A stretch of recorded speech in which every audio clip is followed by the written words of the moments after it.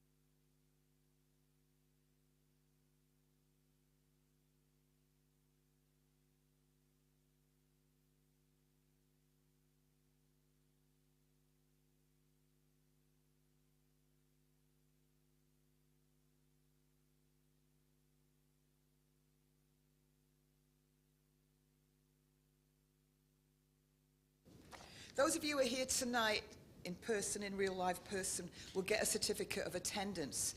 Those in Zoom places will have to post in the completed handout, and then you'll get your certificate posted to you as evidence that you've done the course. All right? What we're going to do in the first section is safeguarding. We'll have a little break. If there's any questions, if we can wait till the break time, and I don't know if Zoom people can send questions in, I don't know how it works, but we'll do that at the break, and then we'll have a second section on behavior management. Is that all right? Right, we're going to zip through it if we can. A lot of you have had it before. Usually I ask who's done this training before. There's not many of you, but I'll ask you, who's done this training before here? Okay, 1, 2. Right, so some of you it's brand new. So I do go quite fast, I'm sorry. I just sailed through it. But if you're really struggling, you put your hand up. All right, as we go along, you'll find the answers are coming as I speak. So you've got to pay attention. You can't doze through it because you'll miss something. All right? Right. Safeguarding is an essential part of training for anybody who works with children in churches these days. This came about through some pretty sad situations. The biggest one was a Victoria Climbier case. Do you remember that case, which was in, let me get my years, 2000? Victoria Climbier was living with her aunt. She'd been sent to live with her aunt. She attended church, she attended Sunday school, she attended numerous schools. The last person to actually see her alive was a minister of the church in London she attended, and when he saw her, she was actually comatose almost, and he didn't do anything about it. When the auntie took her out to the taxi, it was a taxi driver that drove her straight to hospital. The government, when they did their inquiries, they realized we had a problem and that a lot of our churches were working with children and we didn't really know what we should be aware of and what we should be looking for. So that's when a lot of this legislation came about and started to come about. In 2007, Baby P. Peter Connolly was another big case where they identified that in the voluntary sector, which we come under, there should be some kind of guidelines for people working with children. Okay, the first thing you need to know is that it is the law for you to have some training, okay? The acts that are relevant to us are the Children Act, which was 1989 and 2004, and in there it's got the legislative rules that guideline us what we have to do as a church. We also now have added responsibilities. For a long time it was just safeguarding children, but then when they started cutting back in care of adults, they decided that churches should also now look after adults who had additional needs. So the Care Act of 2014, when that came out, it identified that churches had a big role to play in caring for adults who might have some additional needs. So we're going to have a quick look at that as well. All right, so that's one reason why you're doing your safeguarding today. It's the law. You got to do it, okay? Another reason is if you don't do it, your church insurance will be invalidated should somebody make an accusation against your church. Because the first thing that will happen is the insurers will come in and they'll look at your paperwork and your procedures and all this sort of thing. And if you haven't done and complied with these rules, your insurance won't pay out. Another thing that could possibly happen is that if your church is a registered charity, you can lose your charitable status if you haven't complied with these rules. So that's another rule that you're doing this exciting talk today. The third rule is it's just a good thing to do, isn't it? And we know from the history of many churches, there's been a history of cover-ups when incidents have happened, and they always say it's not just been the Catholic Church. Baptist churches have covered up things and hoped to smooth it over and not held people accountable for horrendous things they've done. So it behooves us as just Christians to be right and to look after children. So that's why we're doing it. So now let's do it. What is safeguarding? Okay, there's 3 P's. I think it's a question. There's 3 P's to safeguarding. The first thing you're doing is you're protecting young people in your care from maltreatment and harm. Okay, so you're protecting them.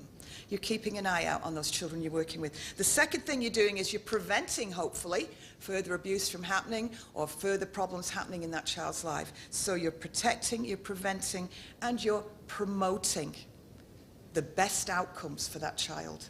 All right, you're doing the best for them so that they have a future that's positive for them. So you should be able to find that, the 3 P's of safeguarding. Okay. Who's responsible for safeguarding in your church, do you know? Everybody. All of you. Okay? But you do have one person who's a designated person responsible for making sure everything's in compliance. We used to call them a safeguarding officer, but as you know, the government likes to call things by new names all the time just to trip us up. You are now a designated safeguarding lead. So you're now a DSL. Okay? Now the DSL is now supposed to, this is a little added thing they've done now, is supposed to have a deputy DSL. So this just somebody to fill in if that person's not there. So you've got your designated safeguarding lead, your DSL, and your deputy DSL. These are people you have to have in place in your church, okay? By law, you must have them. Okay, there's certain responsibilities that your DSL has. You should know who your DSL is. Do you know who your DSL is in your church? Sure. Yeah? Okay.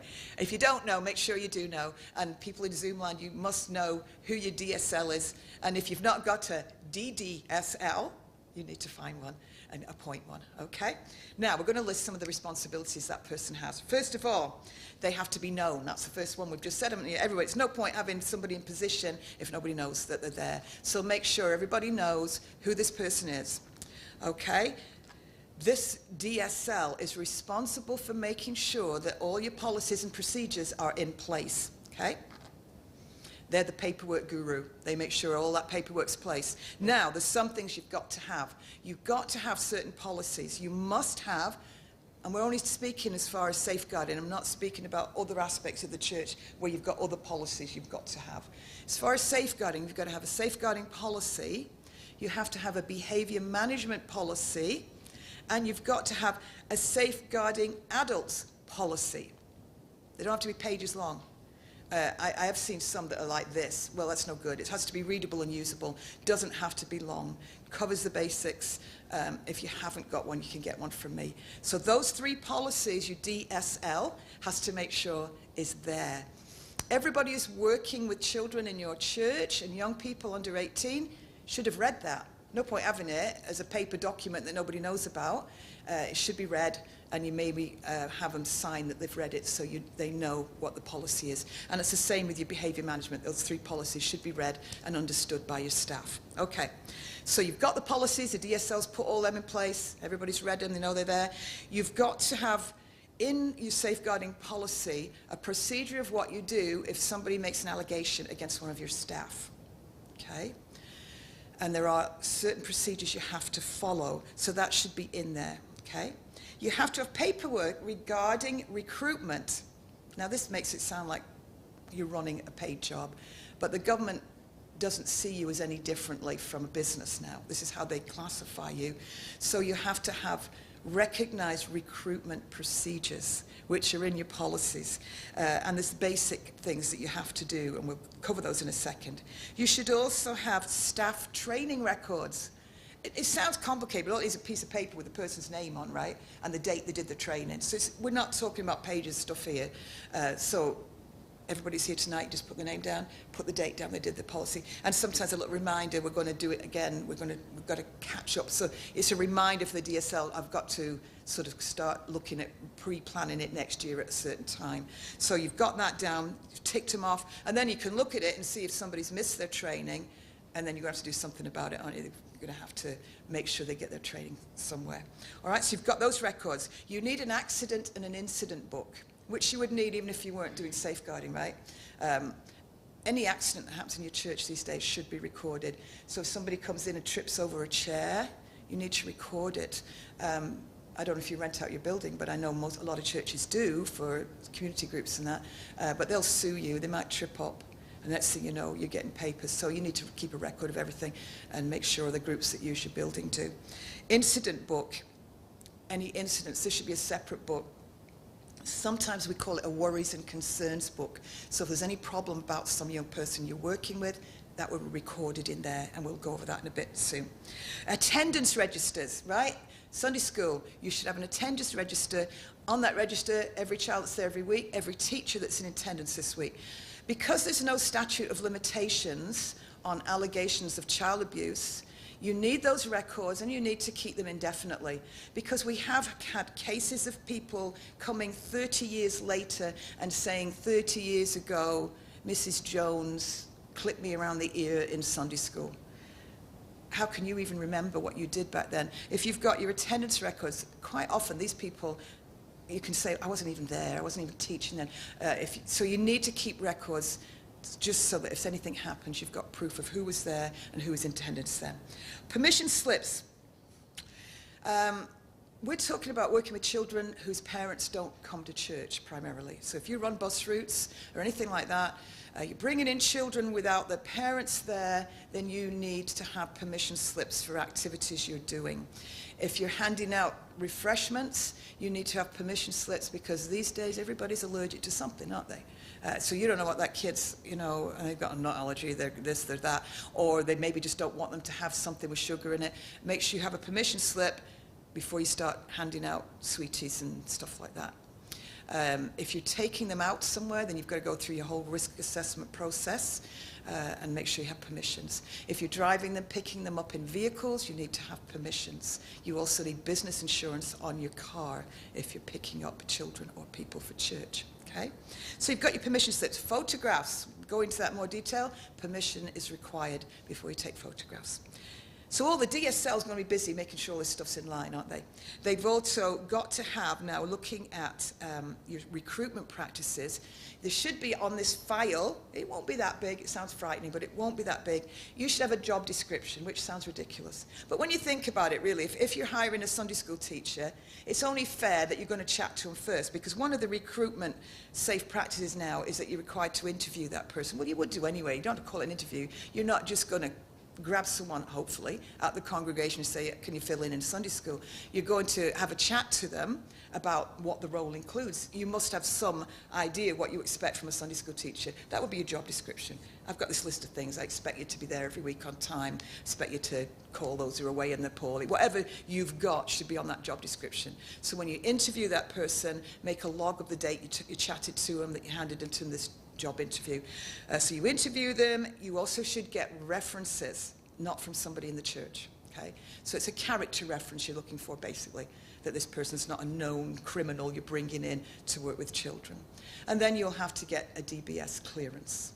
And we'll look at that a little bit more soon. So those things are all, should be on your file. This is what we do with new staff. You just list them. It's not that long. Okay? So those are the things we need to do in order to hire new staff. Excuse me for a minute. Now, your worries and concerns book, which is kept under lock and key, right? We not have it on the back so everyone can have a little file through it and say, ooh, wonder what's happened, anyone done anything? These are secure things that are kept somewhere locked away. Your worries and concerns book. So say you come to Sunday school, this child comes in, they've got a black eye, they look frightened, they don't want to go home, you've got a real concern about it, you're going to log it. You go to your DSL, got the initials right now, and you ask for the worries and concerns book, and you have to date it, put the names of those involved, write a description of what you've seen or heard, sign it, put down what actions were taken, and this is a legal document. It will later be filled in at the bottom, anything that came out, issues that came out because of how you dealt with it. Okay, that document is signed and dated by you. It's a legal document. It's handed into the DSL, who will act upon that document. Okay, it's not your job to act. It then moves to the DSL, who will act on that appropriately, whether it's to phone social services or just monitor the situation, depending on the severity. Okay, everyone got that so far? Right. All right, let's have a look through here. Those allegations against staff members, automatically, if somebody who's on staff has an allegation made against them that they've misbehaved or done something to a child, that person has to be reported to the local council, to the local area designated official. Here's some more initials. The LADO. Okay, that is a law. It has to be done. If that person quits, you've got worries and concerns about them, and they sense that you're going to, they just know, I'm not getting away with this anymore, and they quit the job, you still have to report them, because otherwise they could go to the church around the corner and get taken on. It's just so that there's a central bank of concerns about people who, they think sometimes that churches are weak areas that they can get into, people who have problems, and that we're not checking because we trust everybody.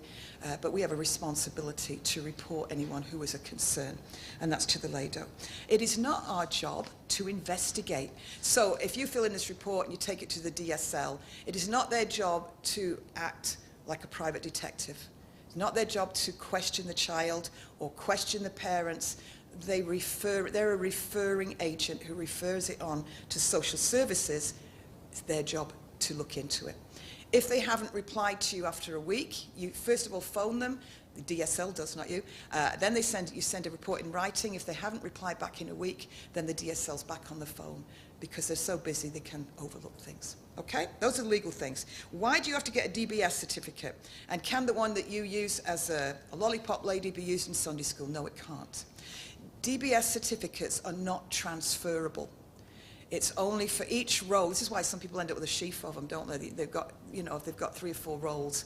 It's only applicable, because if you look at your DBS certificate, the name of the agency who requested it is on the top. So it would be Breck Road Baptist Church or such and such a school. Or so that's proving that that agency has checked on you, and it's not transferable elsewhere.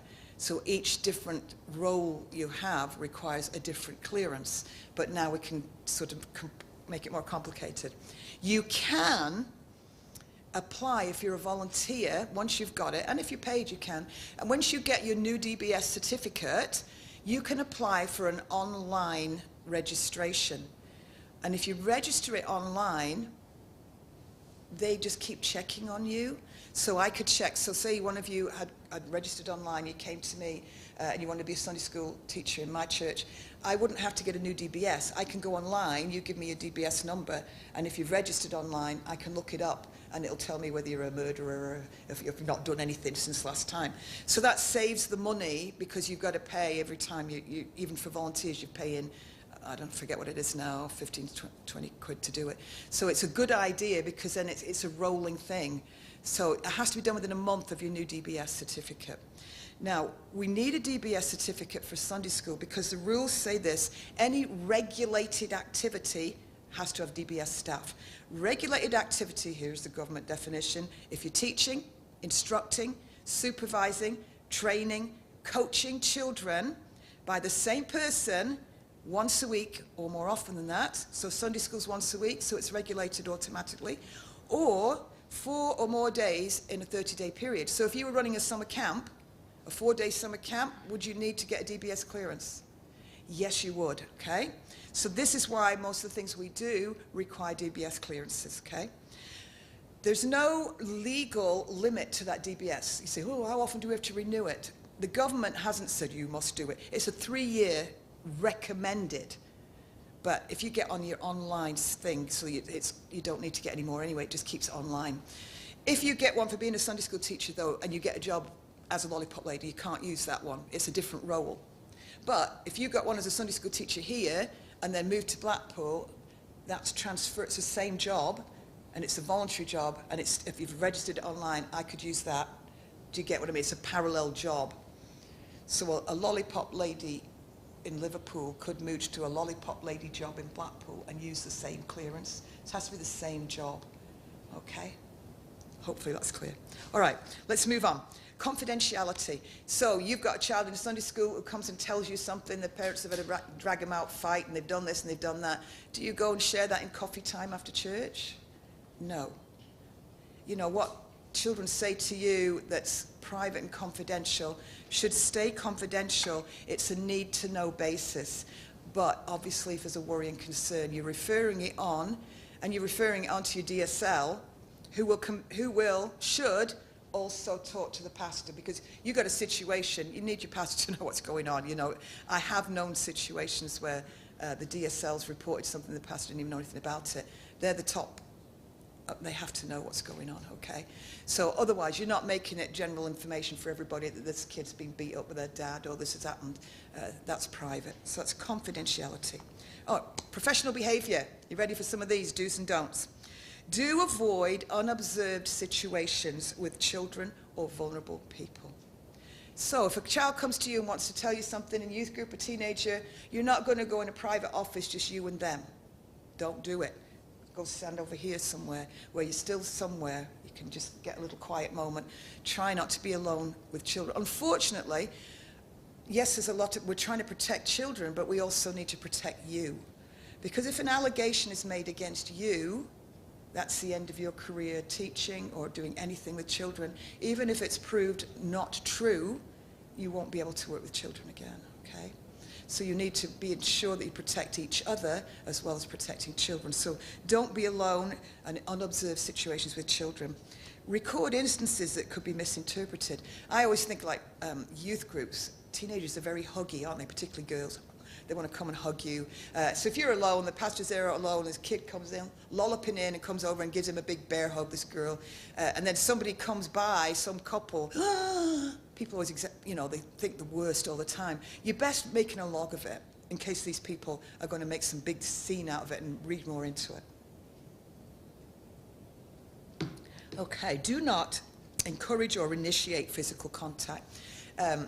We've got this sort of atmosphere now where we feel like if a child comes near me, I need to run away because if they touch me, I'm in big trouble.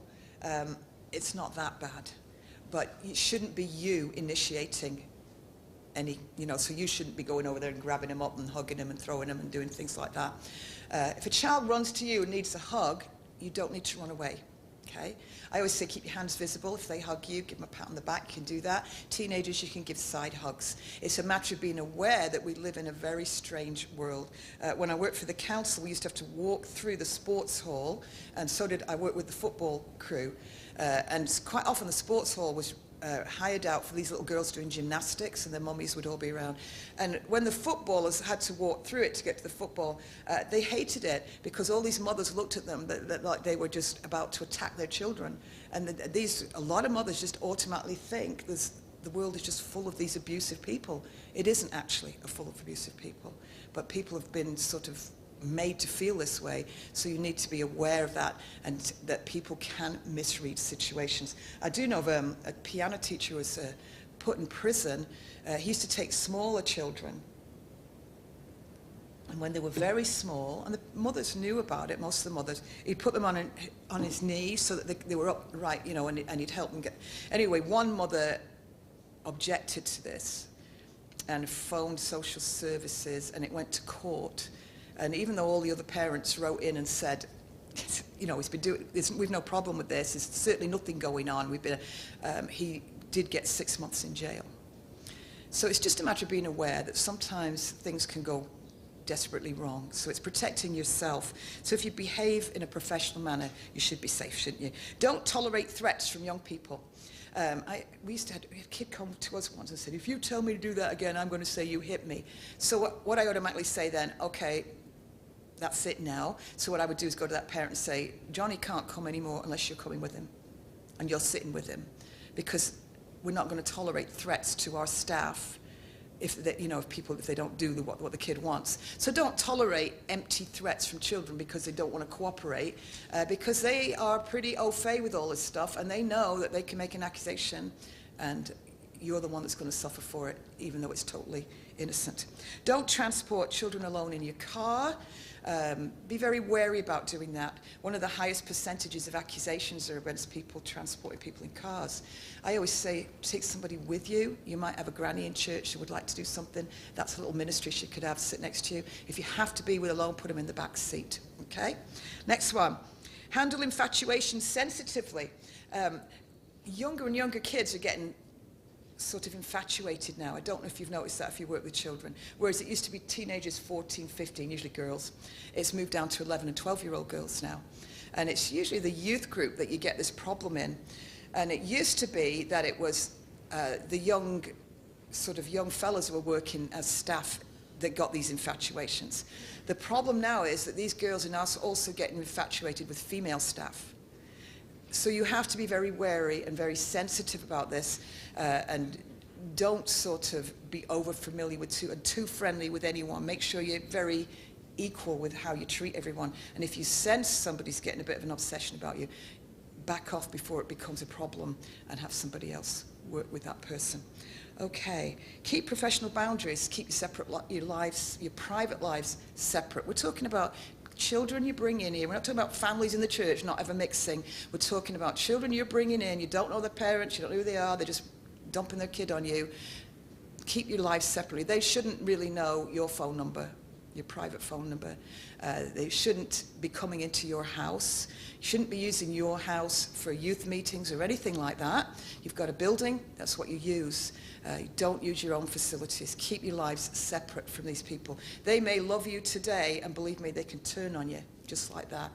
And then if you've got over-familiar and allow them to come into your family and invade your life, you could have real problems. Don't use Facebooks or emails to send messages to individual children. So if you're having an activity and you just want to let everyone know, you just don't send a private text to one of the children. So it should be an official email sent to the parent so that they can let the child know. It should be a generic message sent on your Facebook page. You're not sending private messages. You shouldn't have as friends on Facebook a child you're working with. So if you're in a youth group and you're working and you've got a 16-year-old and she wants you to befriend her on Facebook, not if you're in a staff position. Okay. The problem comes with that is a lot of churches, when a kid hits 18, they put them on staff in the youth group, and they're buddies with all the other kids, aren't they? You know, the 16 and 17-year-olds. Then you've got an issue. What are you going to do with that?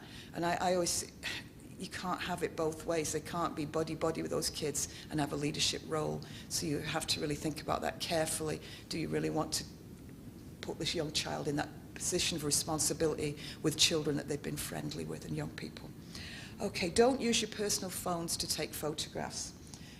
If you're taking photographs on behalf of the church needs to have its own camera that is a digital one that's just used for the church, and it's not on your personal phone. Because if you put pictures on your phone, they can accuse you of grooming. I've told you the story about other years, about the lady I think she was in Blackpool actually, and she ran a nursery. And you know what, with first day kids come into nursery, they're crying their eyes out, and the mother's crying, and oh, my child's not going to survive. So what this lady would do is, as soon as mum goes, the kid stops crying, don't they? That's just human. They know they can't get anything anymore. And the kid's having a great time. She would take a picture of that child, happy and smiling, so mum could stop crying and know it was okay. And she would send it to the mother and say, here, she's fine, on her own phone. So when Ofsted came in, I don't know if someone had mentioned to him, but it went to court. And they told her it was grooming. So be very careful, don't use your phone, okay? Make sure you've got an official photographer perhaps who does this. Make sure you've got your permissions in place. Because I know there's a lot of children in care who cannot have their pictures taken. We had two in our Sunday school that we're not allowed to take their photographs, and we're clear that that can't be done because of issues with the parents. So make sure you understand that, and make sure on your permissions that you tell them what you're doing with those photos, whether they're going up on Facebook. Some people might be okay for you to put them on the wall at church, but they may not want them to go up on Facebook where everybody and the dog can see them. So be very clear about that, okay? Work together using your church behavior management policies. There's nothing worse than, and I've had phone calls from people about this, very irate, is you're a Sunday school teacher, you've got this kid who's really been a problem, and you've gone through your policies and it says, right, you know, you ban them for a week if they do X, Y, Z. So you ban them for a week, and then they go to another member of staff who says, oh, never mind, come next week, it's okay. And I have had phone calls I've actually had staff crying to me because in one case it was the pastor's wife who just said, oh, don't listen to them, you can come next week. And this poor teacher was keeping what she thought the discipline rules. So work together, don't be like good cop, bad cop. Make sure you know what your church behaviour policies are and all work together on those. And any concerns you have, don't keep them to yourself. Go to your DSL, discuss them with them. They may work with the pastor together to sort them. Okay, planning outings. Remember, we've mentioned risk assessments, permission slips, having enough adults to look after these children, having plans for if you lose a child. All these things you have to be thinking of if you're taking them out. We won't go into detail with those. Okay, the child comes to you, or you've got to make a report. How do you know when to make a report? First of all, I always say there's a gut feeling. There's something you know is not right. A child may tell you something. You may see something. Maybe the parent doing something to them that worries them. The appearance of the child may have altered, or they may not look unkempt, like they haven't been looked after. The parent could be aggressive in front of you. You could have witnessed a domestic abuse sign. You could have been informed by somebody else. There's all kinds of ways this information comes to you, but make sure if someone's telling you something, if a child comes to you, that you don't start saying, oh, really? No, I don't believe that would happen. You can stay calm, listen carefully, just write down afterwards what you've said. Don't start questioning and querying and doubting. Just keep the situation low-key as possible, and don't investigate. And don't ever promise not to tell anyone. You know, sometimes a child may say, don't tell anyone, don't tell anyone. You can't say, no, I won't, because you may have to. And it's always best to be honest and say, well, depending on what it is, in certain situations, I may have to tell somebody if you need some help. So always be honest about that. Okay, so basically staff members are listening and recording, reporting to their DSL, and then they're making sure, check back with your DSL that they've actually acted, give them a few days on what you've said. We're moving now to the types of abuse you have to recognize, okay? I'm not sure how we're going for, we're doing all right. All right, 4 kinds of abuse that you need to recognize when working with children, and the first one's physical abuse. And we can define that: hitting, throwing, poisoning. Something physically you're doing to harm someone is physical abuse, isn't it? How can we recognize that? There's many ways you might recognize that. First of all, I always say injuries in unusual positions, unusual places. If you've got finger marks around their neck, I think that's pretty safe to say that's not a usual thing, is it? If they've got a burn mark on their hand, a perfect circle, where perhaps they've stubbed out a cigarette, that's unusual. You would be worried about that, okay? Strange explanations. Children love to tell you how they've had an accident, but if it doesn't add up what they're saying, or they don't want to tell you, that's a concern, isn't it? Injuries that form regular patterns, that would be a concern. So all those things are possible indicators of physical abuse, aren't they? And if you see this consistently, you're going to have to make a report. So that's physical. The second kind we're looking at is emotional abuse. Emotional abuse is persistent emotional maltreatment which causes severe adverse effects on their development. So if a mother shouts once at a child, we're all human, we're not going to go phone the police on emotional, oh no, they've emotionally abused. If that child hears nothing but screaming day after day after day after day, then there's a problem there, isn't there? That we would need to report. How do we know a child's suffering emotional abuse? Once again, there's some behaviors that might point to it. They may be very clingy and needy. We had a child when I was working with children with problems whose mother just rejected her, and every time she came, she would follow. When I say she'd follow you, she'd sort of plaster herself to you, so she was about that far, and it was like having an extra body, and everywhere you went she sort of walked with you in limbo, and because she just needed to, she had no human contact otherwise. And we knew that obviously we knew the situation, but that child's overly needy and clingy, there's a problem there. Okay, they may have emotional developmental delays. If at home they're not getting the emotional support that they need, that child may not develop emotionally. And we've all met adults who have never developed emotionally, haven't we? We work with a lot of people today because of so many problem homes that adults grow up and they're just big kids because they've never learned how to deal with emotions and how to act. These children who are emotionally damaged may have low self-esteem, negative attitude about them. They may never want to try and do anything. Most children are quite adventurous. I've worked with children who don't even want to put beads on a string because that's too challenging for them, because they might fail and they expect you to do everything for them because their parents have never given them what they need.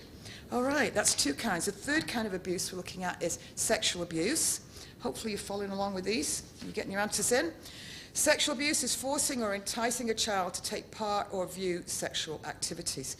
I always think this is a kind of hypocritical one that the government puts here, because a lot of things that are on TV I don't think are suitable for children, that children would watch. When you think about some of the music for young kids, and these people are dancing with hardly any clothes on, and it's sort of sex to music, but that's not sexual abuse to have your 5-year-old watch that and copy that. They're saying taking part in viewing sexual activities. So what they really mean is if a child, and it's damaging them because it's a sexual world, everything's sexually orientated today. But if you've got to say, you've got a nursery corner in your church and you've got a 3-year-old child coming in there and acting out sexual acts, that kid's got a problem and there's something wrong there, isn't there? That you should be doing something about. All right, so an advanced knowledge beyond what they should have for their age is a concern. Having said that, the schools are giving them a lot of knowledge now, very, very young, without any sort of moral attachment to it, and they're often too young to deal with it. So which is why we're noticing now that nearly every 11-year-old girl I get coming in through Sunday school youth groups, nearly every one of them decides they're a lesbian, and then they decide they're gender fluid. Whatever they're doing at school, that's what they are, because they don't understand what's going on. So we know that 11 or 12-year-old girls form intense friendships with other girls. There's nothing sexual about it. But now the government, as the teaching program we've got makes it, I think that's abusive personally. Children shouldn't be given knowledge until they really need that knowledge, particularly in this area. But they're talking about that would be acceptable. I did see actually in some schools, some parents got together and actually charged the school with sex abuse because it was so explicit what they were showing these 9, 10-year-old girls.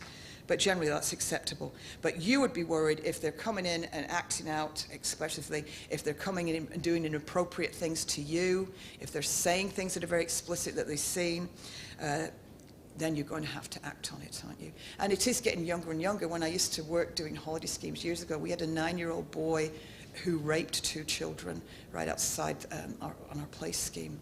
He was from a horrific home situation. So be aware that it is younger and younger now. We're getting problems. Okay, there's modern dangers in sexual abuse. This one with the internet brings more problems, doesn't it? So we've got child sexual exploitation, where people will exploit children now. And we get gangs, don't we? We hear about them, gangs that will get young children that are wandering around and sexually exploit them and sell them on. This is something we need to be aware of. It is happening more and more. We do have more and more children wandering around with nobody seeming to care where they are, so that's a problem. Last one of the 4 kinds. We've had physical, emotional, sexual, and last one is neglect. That is the biggest one. The most court cases in this country are because of cases of neglect. Neglect means the persistent failure to meet a child's basic needs. That doesn't mean they come to Sunday school one week and they forgot their winter coat, so you report them. No. We're talking week after week, this child is inappropriately dressed, they're starving, they're hungry, they're grubby, they're dirty, there's lice popping out their hair. We've got a persistent problem here, then we're going to do something about it. Low-level cases of neglect, which are very, very common in this country, you can do something about the church because social services aren't going to do anything. We used to run breakfast clubs when we used to have children's ministries because we had so many kids that the parents would just throw them out the door. So, and we used to get clothes for children that were needy. So there's things like that you can do, but when it's causing adverse effect on their development, then social services needs to be aware of it. What are the basic needs of a child? Food. What else do they need? Clothes. Don't be frightened of me. Sorry? Shelter, absolutely right. What else? Medical care, absolutely right. And these 2 items make me laugh. Supervision. Ha! Look outside. I don't know about Liverpool. Look outside Blackpool, and there are not many being supervised. And protection. So if a 9-year-old kid's running around at 11 o'clock at night, is that parent actually neglecting the child? By the legal definition, they are. Police won't want to know unless that kid starts breaking windows and kicking people and causing a disturbance. There's too many of them out there. But by the legal definition, you're supposed to provide adequate supervision and protection for a child. How do we know a child's been neglected? Once again, we can see that, can't we, a lot of times. If that child's coming into Sunday school and falling asleep, is that normal? Usually the opposite's normal. They're twitchy and they want to get them. If a child's not getting their sleep, if they're hungry, if they're stealing food, if they're inadequately dressed, if they've not been to the doctors and you've seen a problem situation, then we need to do something about it.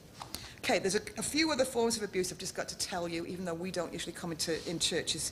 So I'm not going to go through them all, but there's this new one.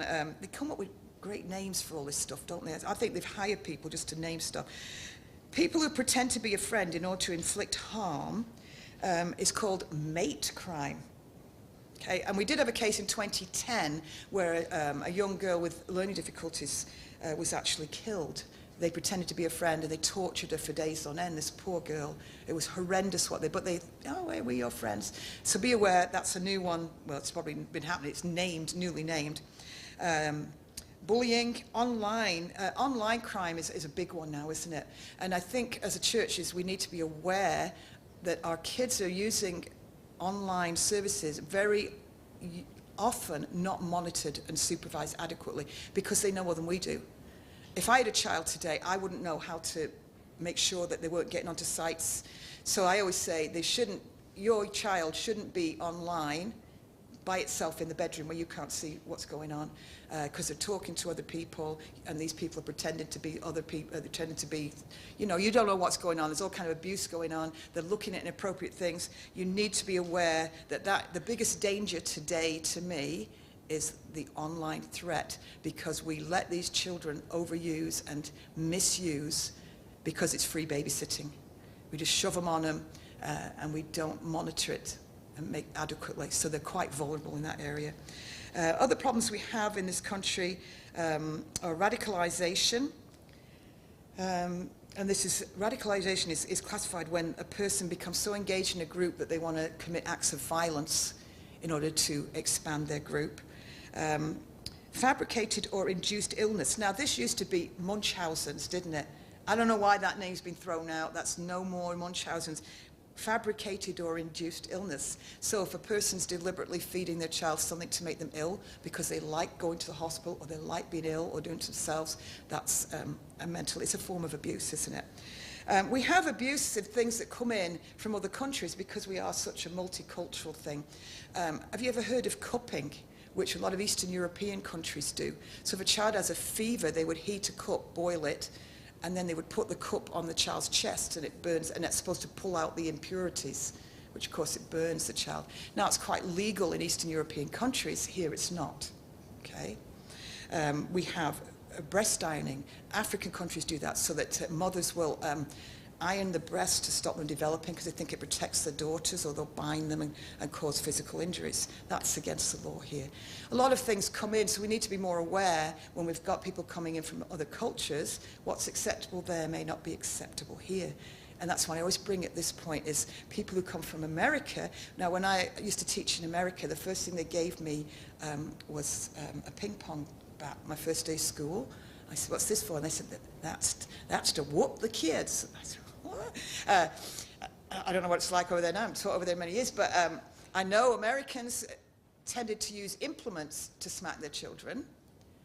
In this country, you can't use an implement. First of all, you can't smack anybody's child but your own, and then you can't smack your own in Scotland or Wales. Here in England, at the moment, you can smack your own child, but if you leave a mark, you're going to be reported. But you cannot smack them with your slipper. Or what else do we use? One of my cousin's wives used to use a wooden spoon, and she would pull it out of her handbag. It worked a treat. She'd never touch them. And they'd be running around. She'd just get it out and go. And it worked, but you can't hit with implements in this country. So that's a cultural difference we have here. So remember, when we're working with children, we're not ever hitting them, are we, with anything? Okay. Let's see, faith-related abuse. There were 1,461 cases of faith-related abuse in Britain in 2017.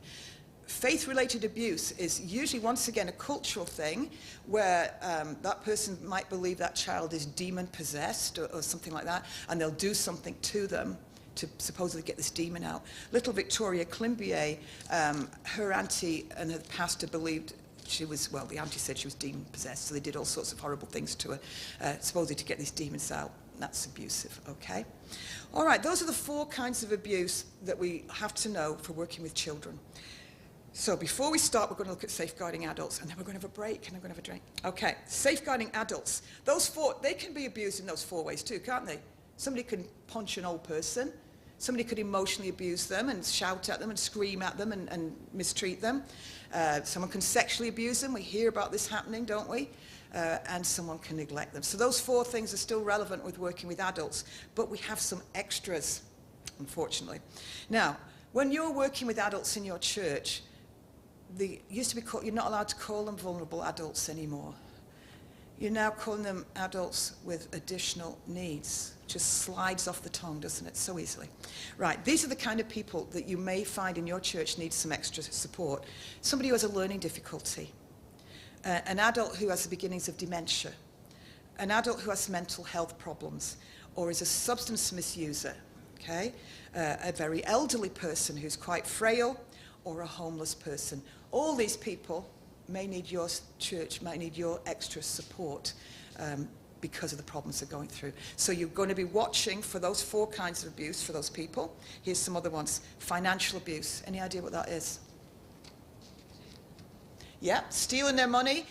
Have you see these programs where they take people in restaurants with hidden cameras? And this poor old person, the carer's going in the drawer and nicking their money. This can happen in families too. You can have a daughter taking and misappropriating their mother's money. So it's misusing money or property, taking it. And you might notice that, and we've had cases that an old person, as they're needing more help, suddenly haven't got the money to go on an outing with the church like they used to have, or they're crying because they can't put any offering like they used to. So it's somebody misappropriating the finances of an adult. That's financial abuse. Another one is organizational abuse. Now this is neglect and poor care by an organization. Could be a hospital, could be a care home. Yeah, they're not looking after that child. That person may come to you on Sunday and you find they're not had a bath, they're dirty, they're smelly, and had it happen in our church. Shouldn't be happening, should it? If they're in a care situation, there is no reason for that person to come to your church looking like nobody cares about them. And that's something you would have to think about acting on. Self-neglect. A lot of older people who live on their own can, as they get older, if the beginnings of dementia are coming, and you may begin to see that they're coming in and they are not dressed properly, or they're not appropriately dressed, or they've not had a bath, or they've not combed their hair, or they're losing weight, and they're not making food like they used to. So you may be the first to notice. Their family might live miles away if they've any family, but you're the ones that would see this person needs help. And everybody in the church should be alert to these people who are vulnerable. Modern slavery, it does happen in this country, that we get in people from other countries and they're isolated and kept away from everybody. So you might meet them and they're not allowed to come to church, or they're not allowed to go anywhere, and they're forced to labor. Usually it's domestic positions they're filling. Discriminatory abuse is mistreated. They're being mistreated because of their age or their race or their gender.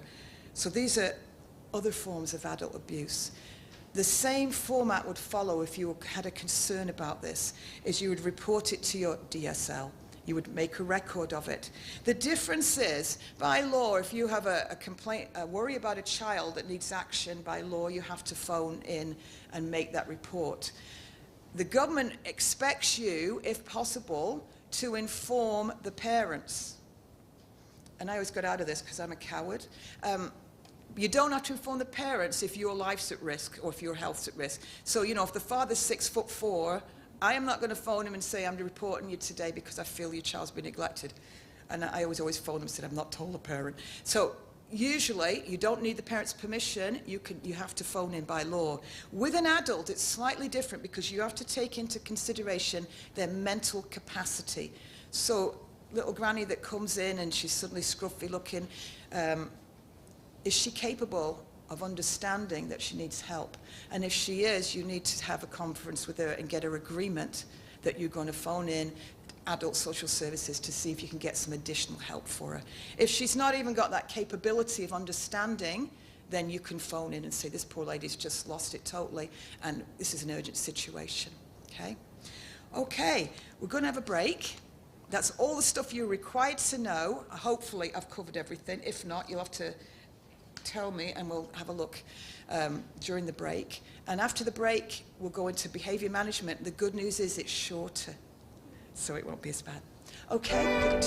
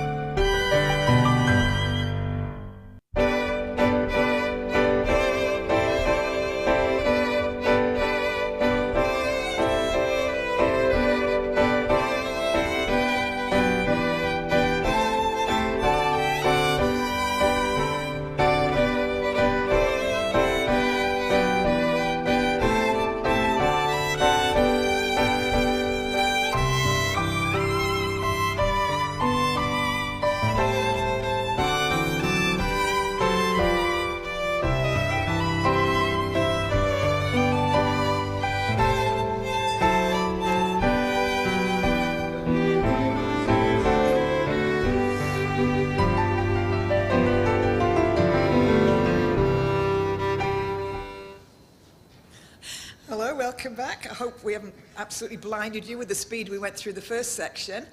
And remember, if you have any questions, you can send them to me, do something. Don't hesitate. We'll have time for questions. The second part we're going to look at briefly today, I hope you've all got your hands out if you've got them in Zoom land. Fill them in as you go along so they can be sent in to me. Is behaviour management. Now, we wonder why the government's asked us to do behaviour management. The reason they've asked us is because children have changed a lot in the past generations. I know when I started teaching, I'd have 30, 40 kids in a class, and just me, never had a problem. Never had a problem.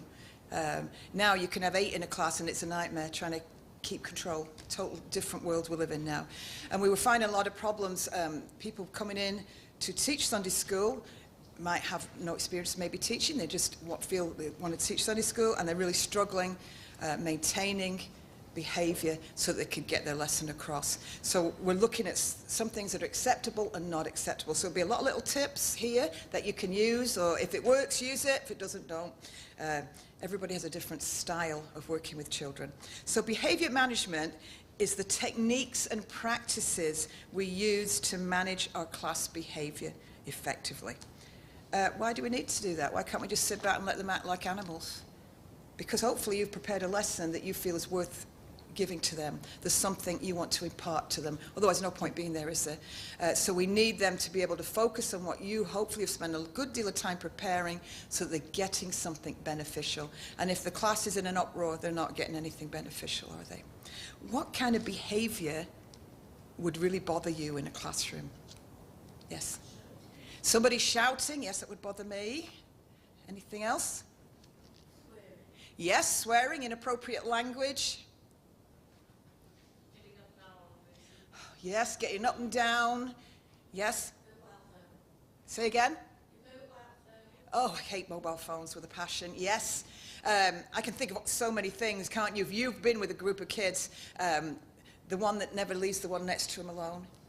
And they've never done it if you say anything, have they? You know, or he did it first. So somebody that's constantly disrupting the class, somebody who won't comply when you ask them to do something. Oh, I'm bored, oh, I don't want to. Somebody who's complaining all the time. They're up, they're down, they're in the seat, they can't sit still, they can't listen. All these things are problems that distract from what you're trying to do in the classroom. So we have to do something about it. Disrespectful behaviour. A child should not be disrespectful to you too. If you let one get away with it, you're going to have a right nightmare. All right. So first of all, I always think, why is this kid behaving this way?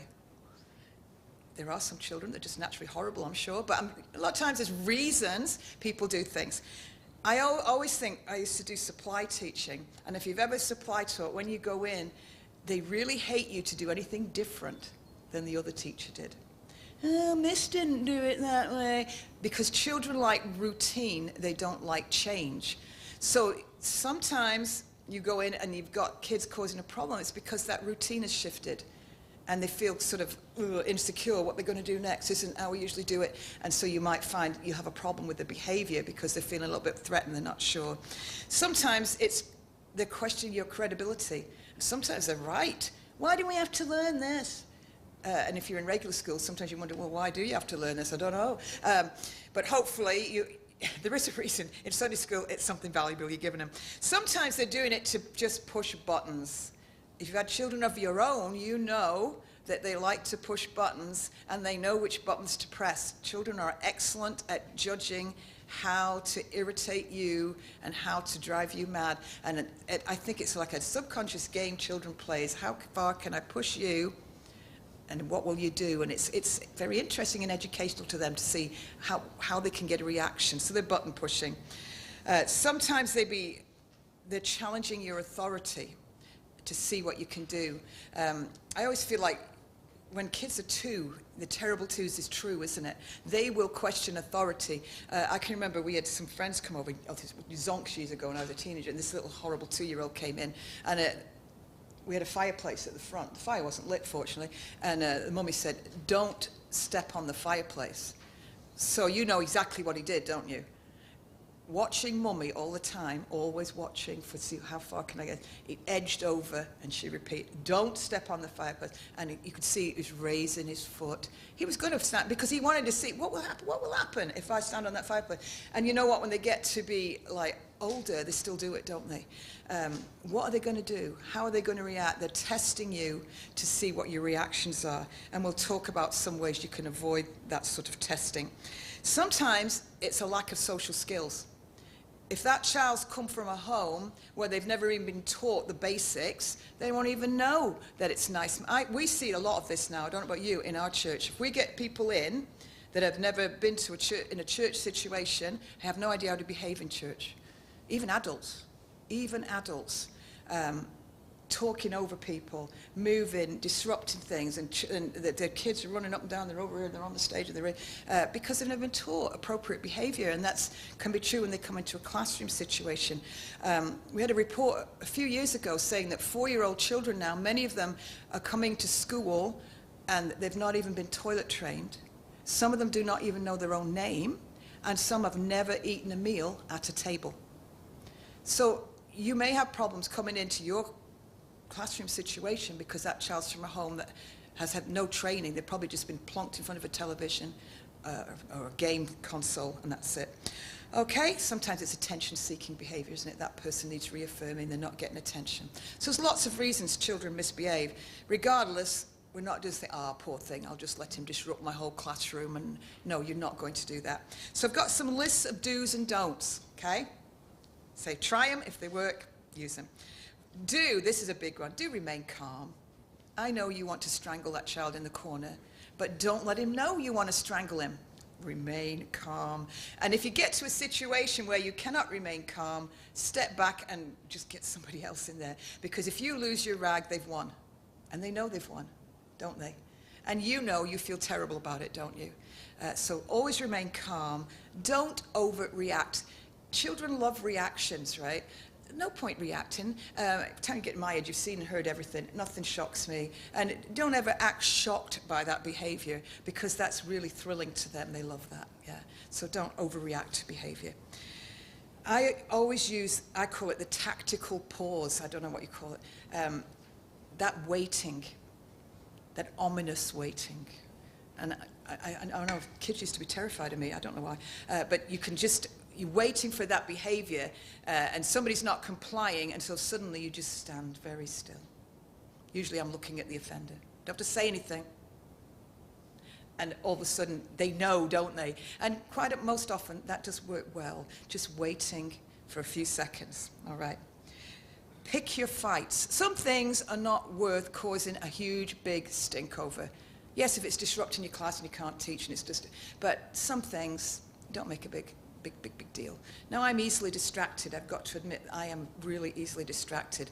So I don't want to stop my classroom. Fortunately, with my table, I can sort of outreach them. So when they start the fiddle with stuff on the table, you know, I've got the felt tips and I'm doing it. I can just sort of reach out and just sort of put the felt tips down, or just remove them without even stopping talking. So a lot of things, don't make a big deal out of it. Just, you can change the situation if it's things like that they're fiddling with. Just remove it. Don't have to say anything. So don't exacerbate. Pick fights. If you're going to fight, make it something worthwhile if you're going to have to react to it.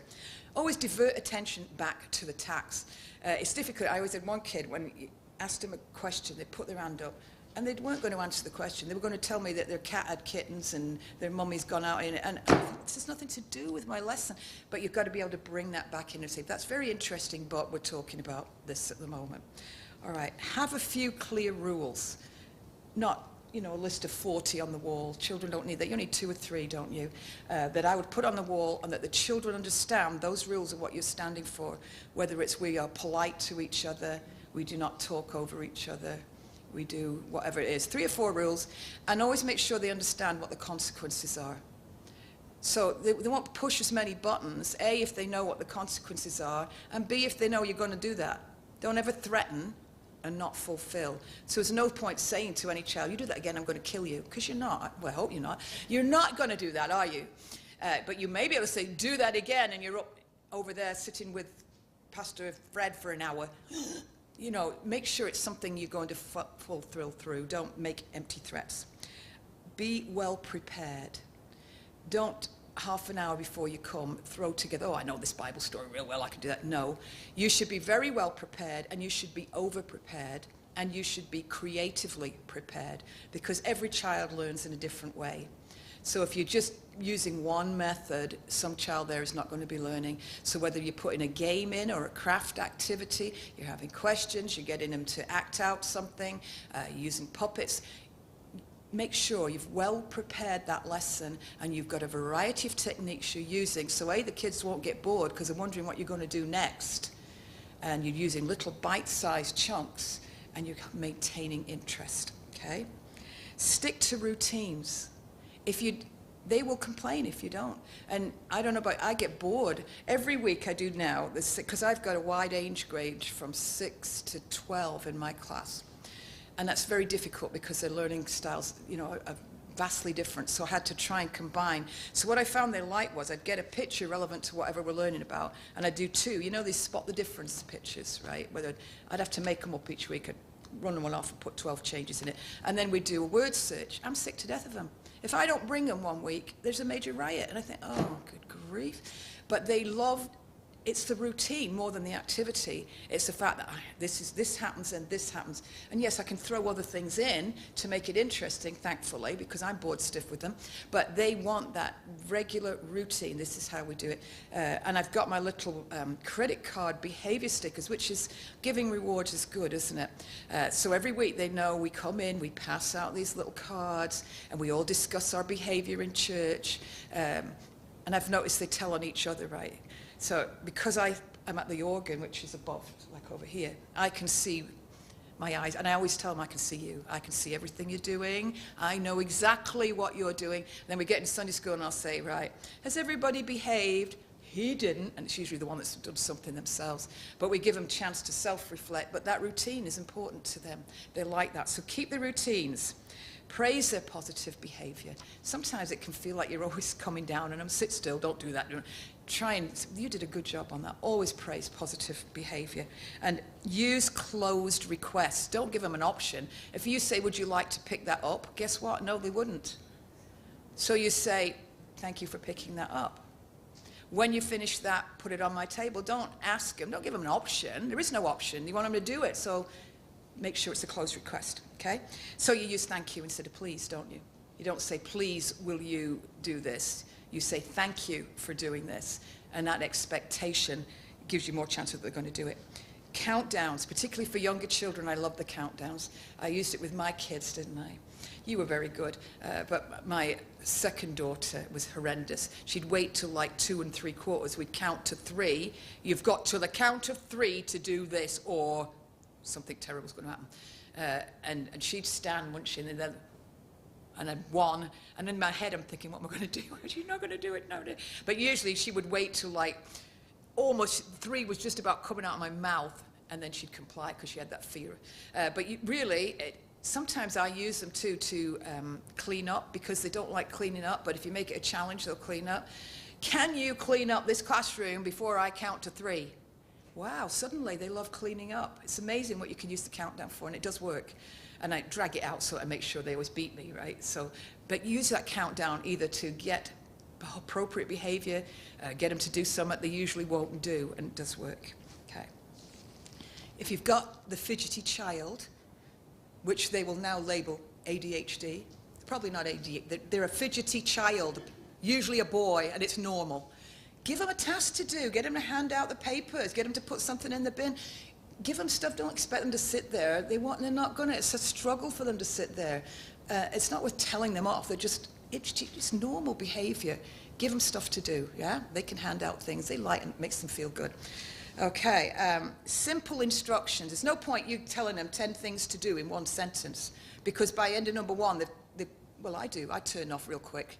You know, if you told me 3 things to do, I'd probably forget after the first one. So simple, clear instructions, short instructions. Give them instruction 1, and then when they've complied, give them instruction 2, so you're not overwhelming them with stuff to do, all right? We've talked about rewarding positive behavior, so we can use the little sticker things. I had one. These little credit cards things are good. You could use reward stickers on the wall. Rewards are different than bribes. A bribe is something you give somebody in the hopes that they will comply. A reward is something you give them when they've done the task. Do you see the difference? You don't bribe a child. Here's this sweet, now go clean up. Ha, they've got the sweet, they're not going to clean up. They clean up and say, here's this. So yes, rewards for positive behavior. Don't bribe people. Doesn't work. Okay. Oh, I've got here, use the look. You don't need to practice in the mirror. If you're naturally mean like me, you should have the look. It helps if you can raise one eyebrow. And it works a treat, doesn't it? Even with my grandkids now, I can just give them the look.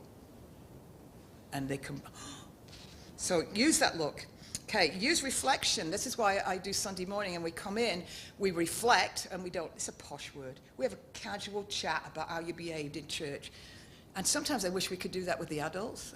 Because as I'm sitting there at the organ, right, I'm thinking those kids are behaving way better than some of the adults because you see the phones out. And then you see the phones.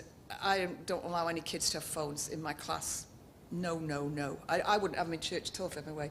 But I can hardly tell a teenager in church for you having a phone when their mother's on the phone, right? And then if you say to the mother, they say, my Bible's on the phone. No, it's not. And if it is, you're not looking at it. I'm not that stupid. You're on Facebook. You're on something.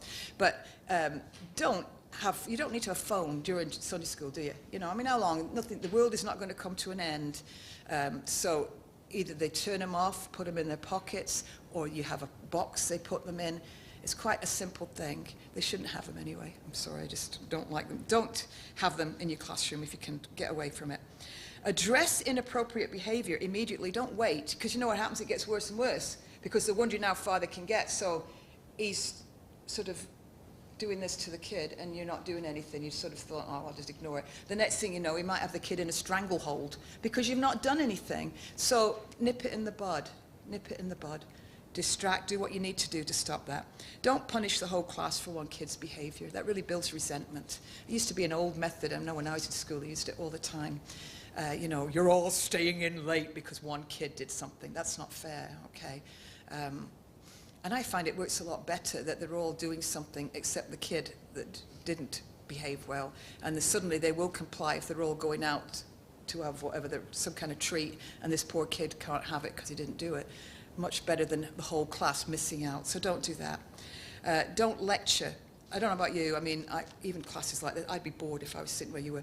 But a kid, if you sit them down, this is just ridiculous, and give them a 5-minute lecture on why they shouldn't have done it and the results of what, are they listening to you? No, they're not listening to you. Short and sharp, finish it, done. No big, long, boring lecture that just builds resentment and they don't listen anyway, okay? Always maintain eye contact with the child you're looking at. If it's a child who struggles, I usually get down on their level and I make sure that they're looking, you know, and I'll say, please, let's look at each other so that I know they're listening. Because they're over here, that you can't expect them to listen to you because you get to get their attention. All right, work as a team. We've mentioned this before. Your behavior management policy should have what you're going to do, all of you as a team. So if this kid is disruptive in class and won't obey you, what does your behavior management policy say? Does it say one warning and then the child has to go sit in, if you have we have Sunday school at the same time as a sermon, maybe they have to go sit with somebody in the class with the adults. Whatever it is, you all do the same thing. If you've got a youth ministry, like a youth club, and some kid, there's something they do, maybe you ban them for 1 week from that youth club. That was the best thing I used to do when we used to have a youth group. We had kids from a real rough area, Blackpool, and the girls were worse than the boys. I don't know why. Anyway, this one girl, I forget what she did, it was horrendous. So I said, I'm sorry, you won't be able to come next week. You would have thought the world had ended. I had no problems with her other weeks, and she didn't come. I didn't allow her to come. I never had a problem with her again because she valued coming. So if your club is enjoyable and they want it, that's a good thing to use. But you all use the same method and you don't cross each other. Make sure you work together. Don't belittle or criticize the child. Don't have favorites. You might secretly have favorites, don't we? But you don't have to make sure, nobody should know who your favorite is. You know, it's hidden well away so nobody knows that cute little kid over there that, you know, brings you an apple every week. Oh, no, nobody should know that, okay? Do not shout. Shouting is reserved for emergencies, not for controlling behavior. You can raise the pitch of your voice, but you don't scream. Because otherwise, if you shout, that becomes normalized behavior. So when the kid's running out in the road, as a lorry come in and you shout, they're not going to react because you shout all the time. So don't use shouting as a method of behavior management. Control the inflection of your voice. Put your body there. Use the silent treatment, okay? Do not remind them of past issues. You've done this 8 times before.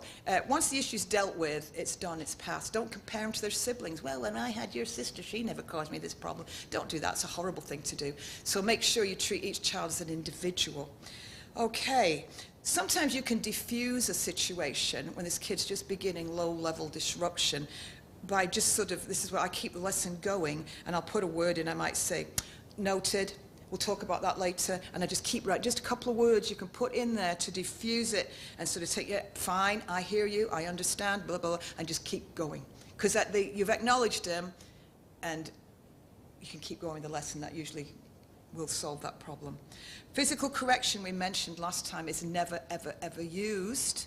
Ever, ever, ever, ever in a classroom. Can you use physical restraint? In certain very restricted circumstances. When I used to work with children who were profoundly disabled, we had quite a few violent children, and they're bigger than me, and we were trained in restraint techniques. And some of them were pretty smart, and they'd come in and say, you can't touch me. And I used to love saying, well, I can actually. Because in certain circumstances, you can restrain a child, and there's 3 circumstances. Number 1, if the child is a serious threat to themselves. So if they've got to the top of this church and they're going to throw themselves off, you don't stand there and say, well, I can't touch you, and let them throw them off, do you? You know, I'm sorry, you can restrain them in that circumstance. You're not going to let them kill themselves because, oh, we're not allowed to touch children. You can in that circumstance. You can also restrain a child if it's a threat to others. So if that kid's got an 8-foot knife, 8-inch knife, 8-foot, they're bigger than them, and they're coming up to another child and they're going to stab them, you don't stand back and say, well, unfortunately, we're going to have to let him, because I can't, not allowed to touch him. Yes, you can restrain that child to save somebody's life. And you can also, interestingly, restrain a child if they're a serious threat to property. So they come in here with a can of petrol and a cigarette lighter, and they're going to, are you just going, well, unfortunately, we're going to have to let this child torch this building because we're not allowed to touch him. You can restrain them. Those are the 3 times, but be careful. That restraint has to be minimal. So you're not going to beat them to a pulp. It's the minimals that you can get away with to alleviate the situation, and it has to be for the least amount of time. So it's minimal and least amount of time. So, yes? Can you invite another teacher to help with it? Yes, if you need to. Because sometimes sometimes it took 2 or 3 of us to restrain a child who was particularly, but once again, you're just doing it for the minimal amount of time. It's to ensure everybody's safety. That's all you're doing. You're not doing anything that's going to damage that child. And it's something hopefully you'll never have to use. And usually it's just a way of holding their hands. So you just don't go in and attack these children. But I'm just letting you know, in real dire circumstances, don't be afraid of stopping something that's really, really serious, because you can do. Okay. We're ending with the 5 C's of behavior management. You ready? I love these things at all. Consistent. So it doesn't matter what mood you're in. Some Sunday mornings I don't feel like teaching class. I'm old and decrepit. I don't feel like doing it. Other Sunday mornings I can't wait because they're so entertaining. But I have to behave the same both weeks. I can't go in and be right grumpy with them because I'm in a bad mood and say, sit down. And then next week I'm just, oh, that's fine. You can do that. It's not bothering me. Consistent. Keep to your classroom rules. Always. Doesn't matter what kind of day you had. That child shouldn't know whether you've had a good day, because you should be consistent in your behavior towards them. Number 2, calmness. We've talked about this. Remaining calm. Don't let them get yourself. You feel yourself. You need to be able to calm and remain calm, even in the most. And yes, kids are irritating. Well, adults are too, but kids are even more irritating, aren't they? But you need to be able to manage that inner you so that you don't take things personally and you don't react to them. I always say it's a growing process, isn't it? You can teach in Sunday school, the kids are growing, but hopefully you're growing too. When my husband started the ministry, I know it's hard to believe, I was so shy and frightened of people. And I used to pray that these people that I was frightened of wouldn't come to church, because there were some really horrible people and they would be crabby, and I was frightened of them. And then I came to the realization that those people are there for me to learn from and for me to grow as a person. They're put there for a reason. And that child in your Sunday school class that drives you mad, God's put them there for a reason. Maybe you need to learn something. So, remain calm. Clarity, we've talked about. Be clear in your instructions. Cooperation, work together. And creativity. Don't be boring, be creative. Those are the 5 C's of behavior management. I hope there's some tips there that will help you. And don't be frightened to go to other teachers who are working, who know the children you're working with, you've got a problem, to try and get the best method of getting across what you're trying to teach your children. Okay, thank you very much.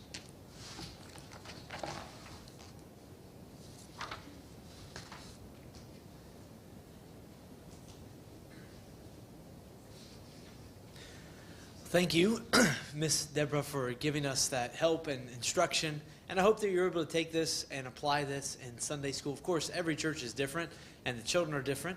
And we want to be sure to be looking after them and making sure that we're managing their behavior correctly. Now, there's some things you need to do before we go. We're going to be dismissed in word of prayer. Please make sure that you've signed that sheet and turn that in, and that way we can get the things that we need from Miss Deborah. Thank you for joining with us online, and we hope it was a blessing and a help to you. But let's pray that the Lord would help us as we seek to reach children. Sometimes maybe you hear this and you think, like Miss Deborah was saying, I just like to stay away from children. I don't really want to go through all this headache. But I want you to know that it's worth it. It's worth going through it. To pick up every young person that comes on the bus, every young person that's in our Sunday school class. I know that training sometimes is not always something that you think, well, do I really need to be reminded of this again? Absolutely. If it means we can continue to go out on the buses and bring children in, it's just a necessary procedure. So we're thankful that she's come. Please tell her thank you, and let's be dismissed in a word of prayer. Almighty God and Heavenly Father, we come before Thee tonight and thank Thee for this time that we've had. We thank Thee for Miss Smith being willing to come and, Lord, instruct and help us as we try to protect ourselves and continue the ministry of working with children. We pray for Thy continued hand of protection upon all of these ministries, not just our own, but we pray, Lord, for our sister churches who are faithfully going out and reaching young people with the gospel. We pray, Lord, watch over us. Please keep, Lord, us from a situation that would be harmful. And we pray as well, keep people from infiltrating into our churches that would seek to do harm rather than good. Please watch over every little one that was brought into our fellowships. And we pray that, Lord, these things that we have to do would not be barriers to the gospel. May we hear of young people coming to know Thee as Lord and Savior even this weekend. We thank Thee again for this time. In Jesus' name we pray. Amen.